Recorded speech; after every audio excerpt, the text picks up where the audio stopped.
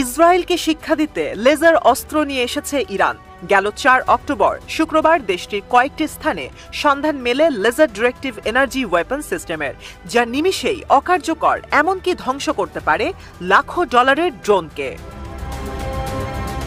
অক্টোবরের প্রথম দিন সিরিয়া ও ইরাক পেরিয়ে ইরানে হামলা চালায় ইসরায়েল। এর ৩ দিন পর জনসম্মুখে ভাষণ দেন দেশটির সর্বোচ্চ ধর্মীয় নেতা আয়াতুল্লাহ আলী খামেনি। প্রতিশ্রুতি দেন হামাস কিংবা হিজবুল্লাহর বিরুদ্ধে ইসরায়েলকে জয়লাভ করতে দেবে না ইরান। খামেনির সভাস্থল ও নামাজ পড়ার জায়গার নিরাপত্তায় দেখা যায় বেশ কয়েকটি ডিফেন্সিভ ডিভাইস। এর মধ্যে একটি ডিভাইসকে চীনের তৈরি লেজার কাউন্টার ড্রোন সিস্টেম হিসেবে চিহ্নিত করেছেন বিশেষজ্ঞরা।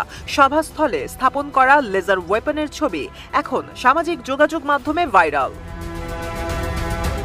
বিশেষজ্ঞদের দাবি, বিশেষ এই কাউন্টার ড্রোন সিস্টেমটি চীনের তৈরি শেননাং শিল্ড, যা পরিচিত সাইলেন্ট হান্টার লেজার ওয়েপন নামে। ২০২২ সালের সর্বপ্রথম জুহাই এয়ার শোতে এই ওয়েপন প্রদর্শন করে শি জিনপিং সরকার। সাইলেন্ট হান্টার নামের এই লেজার সিস্টেম ভূমির কাছাকাছি উঠতে থাকা টার্গেট ধ্বংসে বিশেষভাবে পারদর্শী। এটি লো অল্টিটিউড লেজার ডিফেন্স সিস্টেম বা লাস ক্যাটাগরির অন্তর্ভুক্ত। সার্চ, ট্র্যাক ও ডিস্ট্রয় টেকনোলজিতে তৈরি করা হয়েছে সাইলেন্ট হান্টারকে। বিদ্যুতের মাধ্যমে লেজার তৈরি করে এই সিস্টেম, যার পাওয়ার আউটপুট রেঞ্জ ৩০ থেকে ১০০ কিলোওয়াট। সাইলেন্ট হান্টারের বিশেষ ফিচারের মধ্যে অন্যতম এর অপারেশনাল রেঞ্জ। আলোক রশ্মির মাধ্যমে সর্বোচ্চ ৪ কিলোমিটার দূরের বস্তুকে ধ্বংস করতে সক্ষম এই লেজার ওয়েপন ৮০০ মিটার দূরত্বে ১০ মিলিমিটার মোটা স্টিলকেও ভেদ করতে পারে শক্তিশালী এই লেজার। তাই শত্রুর আর্মড টার্গেট সাইলেন্ট হান্টারের সামনে যেন মামুলি টার্গেট।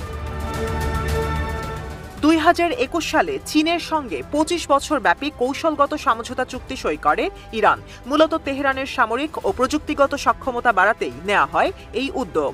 চুক্তির আওতায় খামেনি সরকারের প্রতিরক্ষা ব্যবস্থা উন্নয়নে প্রযুক্তি সরবরাহ করে শি জিনপিং প্রশাসন। ধারণা করা হচ্ছে বেইজিং থেকে silent hunter laser defence system পাঠানো হয়েছে তেহরানে। আনম্যান্ড এরিয়াল ভেহিকল বা ইউএভি, রকেট ও মর্টারের মতো লো অল্টিটিউড থ্রেট মোকাবেলায় বিশ্বের বিভিন্ন দেশের সামরিক বাহিনী ঝুঁকছে লেজার ওয়েপনের দিকে। যুক্তরাষ্ট্র ডেভেলপ করছে এই এনার্জি লেজার ওয়েপন সিস্টেম। ইসরায়েলের কাছে রয়েছে আয়রন বিম।